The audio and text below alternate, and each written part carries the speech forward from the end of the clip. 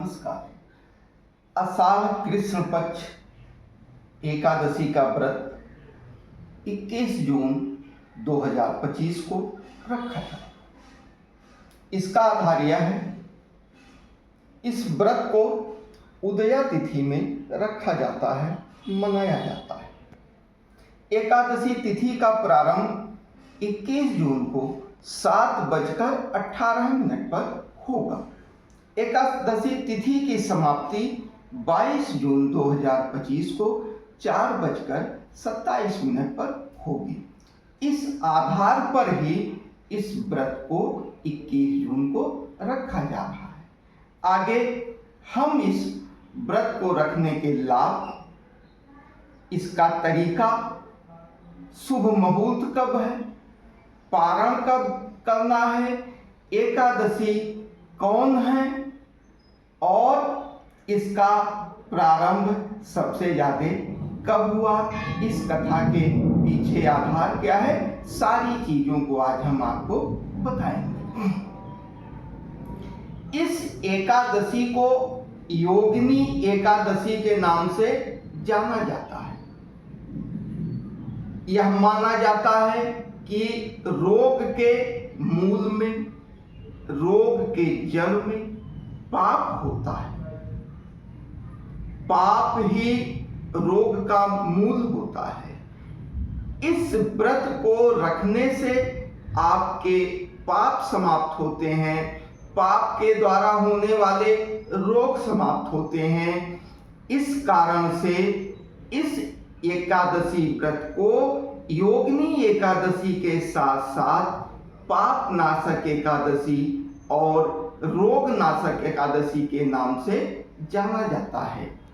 इस व्रत का संकल्प लेकर विधि विधान से व्रत पूर्ण करने पर, द्वादशी तिथि में पारण करने पर व्यक्ति को बहुत ही पूर्ण लाभ मिलता है और उसके पाप समाप्त होते हैं, उसका रोग समाप्त होता है। इस व्रत को पूर्ण करने पर 88,000 ब्राह्मणों को भोजन कराने का पुण्य एक साथ प्राप्त होता है, केवल इस एकादशी के व्रत को रखने पर। एकादशी व्रत भगवान विष्णु को समर्पित है। एकादशी व्रत का आधार यह है, इस व्रत में एकादशी देवी की पूजा की जाती है। एकादशी देवी भगवान विष्णु के ही अंश से उत्पन्न हुई थी। जैसा कि पुराणों में बताया गया है कि भगवान श्री हरि विष्णु ने एक कन्या को देखा, पूछा, हे देवी आप कौन हैं? उस कन्या ने कहा कि हे ईश्वर, हे श्री हरि, मैं आप ही की अंश हूँ।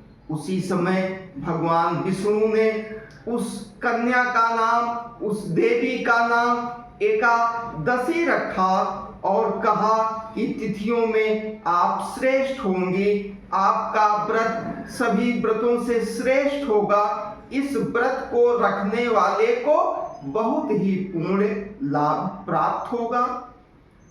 पूरे साल में 24 एकादशियां होती हैं। आषाढ़ मास की कृष्ण पक्ष की एकादशी को योगिनी एकादशी, पाप नाशक एकादशी, रोग नाशक एकादशी के नाम से जाना जाता है। पुराणों में एक कथा विस्तृत रूप से बताई गई है, जिसको मैं आपको सुनाता हूं। द्वापर युग में जब पांडव परिवार बहुत परेशान थे, तो उन्होंने भगवान सामूहिक रूप से भगवान कृष्ण से विनती किया। सर्वश्रेष्ठ पांडव युधिष्ठिर ने भगवान कृष्ण से कहा कि हे प्रभु, हे वासुदेव, हम बहुत परेशान हैं, आप देख ही रहे हैं, कृपया हमें कोई उपाय बताइए, हमें कोई व्रत बताइए, हमें कोई अनुष्ठान बताइए, जिससे हम अपनी इन समस्याओं से मुक्त हो सकें। उसी समय भगवान वासुदेव श्री कृष्ण ने कहा, हे युधिष्ठिर, मैं तुमको एक कथा सुनाता हूं। किसी समय महीध्वज नाम के एक प्रतापी राजा हुआ करते थे। उनके भाई वज्रध्वज उनसे ईर्ष्या और जलन रखते थे। वज्रध्वज ने षड्यंत्र करके राजा महीध्वज की हत्या कर दिया। महीध्वज की हत्या करने के बाद वज्रध्वज ने उनको घने जंगल में पीपल के वृक्ष के नीचे जमीन के अंदर दफन कर दिया।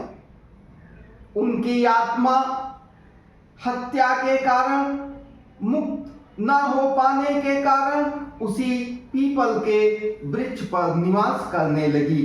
उनकी आत्मा अति कष्ट सहते हुए उसी पीपल के वृक्ष पर आर्तनाद करती रही, पुकारती रही, चिल्लाती रही, मुक्ति और मोक्ष का मार्ग ढूंढती रही। कुछ समय के बाद महर्षि वाल्मीकि उसी जंगल से गुजर रहे थे। उन्होंने उसी पीपल के वृक्ष के नीचे विश्राम किया। उन्होंने उस आत्मा की, राजा महीध्वज की आत्मा के आर्तनाद को सुना। उन्होंने कारण पूछा, कारण जाना। उसी समय महर्षि वाल्मीकि ने राजा महीध्वज की आत्मा को मुक्त कराने का संकल्प लिया और उन्होंने आषाढ़ पक्ष की एकादशी का व्रत रखा।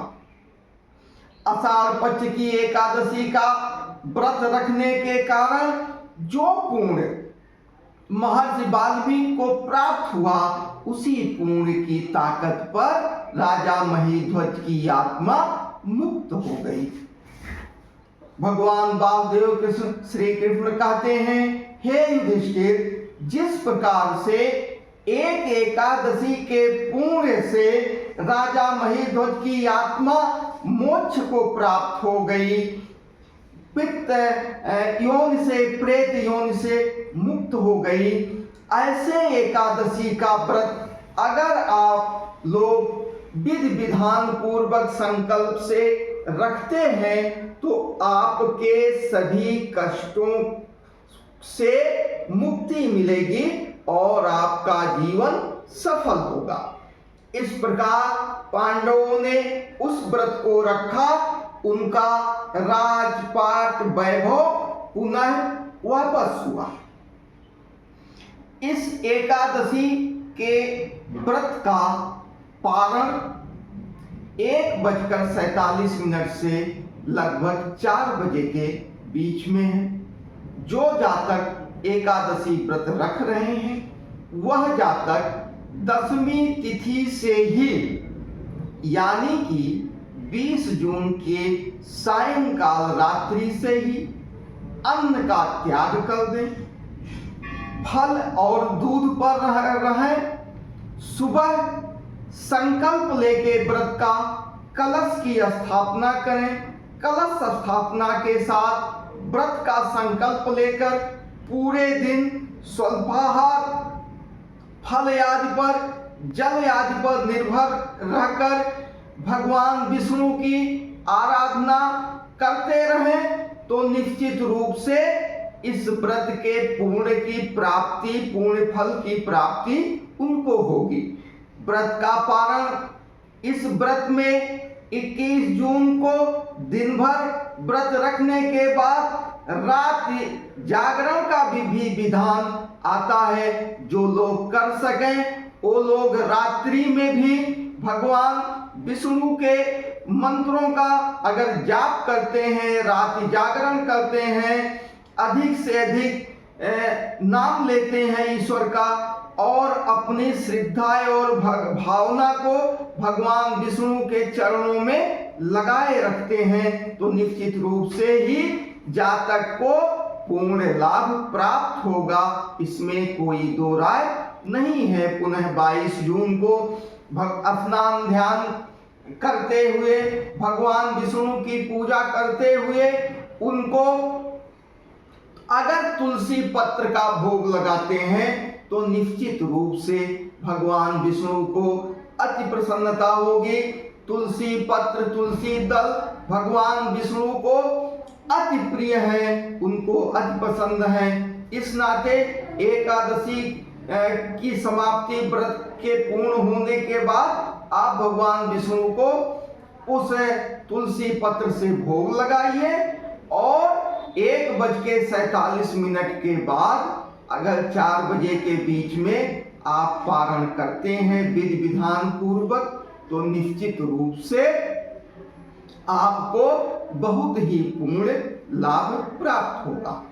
यह व्रत हर व्रतों में श्रेष्ठ होता है और आपके आत्मिक शुद्धि का कारक होता है, आपके जीवन को सात्विक बनाता है, ईश्वरीय कृपा आपको प्राप्त होती है, आपका पाप क्षय होता है, आपका पूर्ण उदय होता है और पूर्ण बढ़ता है।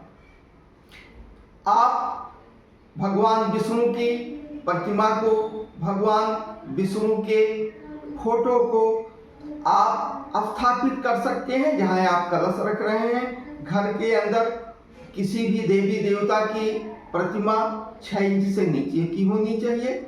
आप उनकी तस्वीर रख सकते हैं। उसी पर पीले अक्षत की सलाह नहीं देंगे। इस व्रत में आप पीले पुष्प भगवान विष्णु को अर्पण करेंगे तो भगवान विष्णु बहुत प्रसन्न होंगे।